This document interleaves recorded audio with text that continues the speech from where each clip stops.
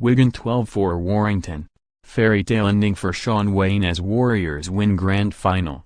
Shaun Wane and #27's 7-year coaching spell at Wigan ended on a high as the Warriors wrapped up a 12-4 victory over Warrington Wolves in the Super League grand final.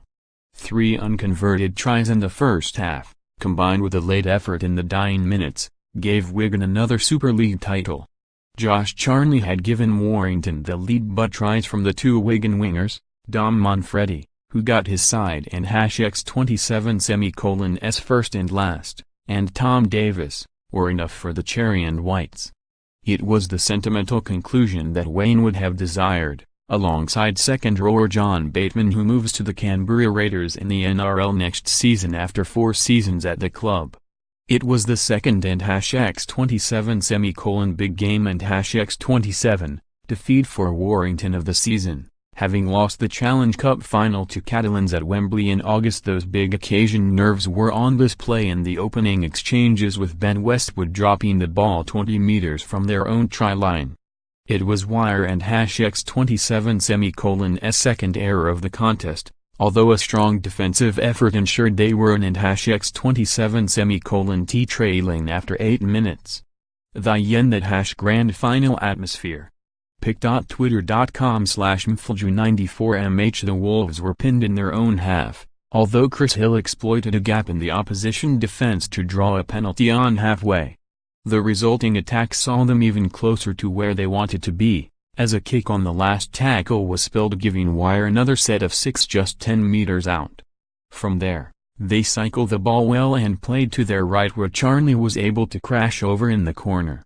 On a windy afternoon in Manchester, Tyrone Roberts saw his conversion attempt go wide. The Warriors pushed to find a way back into the game. The majority of aerial duels were going in their favor, but they were struggling to convert that into points on the board. However, they were presented with a golden opportunity as Bodine Thompson was punished for a late hit, which gave Wigan the field position they wanted as they chased the game. On the second tackle, the Warriors were level. Like the try they conceded, they found joy down their right-hand side. Oliver Gildart darted in between the defense before finding Manfredi, who scored under little pressure near the touchline. Wigan didn't, and #27's wait around to take the lead as George Williams and #27 perfectly weighted kick from 25 meters out skidded across the surface to allow Davis to dive on the ball in the left corner. Sam Tompkins and #27 kicking game was struggling as he missed his second conversion of the evening. Tompkins wasn't, and #27 receiving the warmest of welcomes by the blue end of Old Trafford. He had 2 separate warnings from the referee, with the Warrington faithful believing his off-the-ball trip and knee slide into an opposition player warranted further punishment.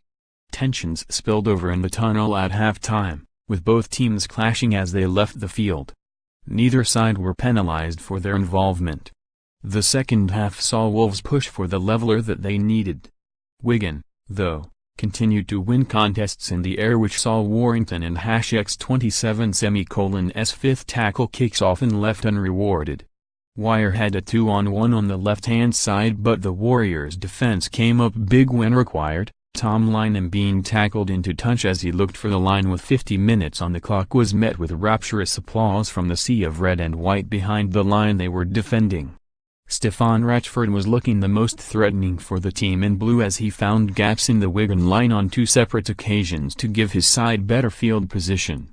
It would have been frustrating for him to see that loose carries meant that they did not capitalize on those opportunities. Warrington had a chance to get back into the contest when Dan Sargentson was penalized 20 meters from the Wigan line. However, as had been the case for a large part of the game, an error broke down the attack on the last tackle as Charnley spilled the ball before playing it.